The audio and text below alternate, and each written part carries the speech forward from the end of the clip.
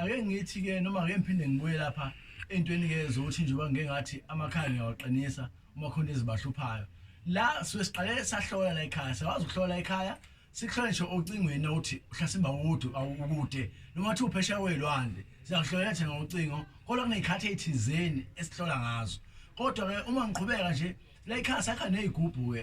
la eThekwini ke uyena ke lo mabehla sadume wakha izigubhu njengoba ngaze ngakhala kuthiwa uprofessor nje akushiwo ngoba Hlasimbe kwakuhlambe kwakuphamisa igama nje kuphela cha kwakushiwo ngomsebenzi wami kunelo ke ngikwenzile lapha egubhini ke bakithi izigubhu nakho izigubhu ke asiyiphose igubhu la ekhaya imithi siphosela yona umuntu sekudeni siphosela umuthi igubhu kuyalifuthi wezwe ekhaya igubhu ke ezobunhlahla nezophamisa ibhizinisi akusona isithwalo lesokuthiwa sithatha igazi kumuntu noma Hlasimbe sibulala umndeni sela ekhaya sikuba sihlatshelwa ke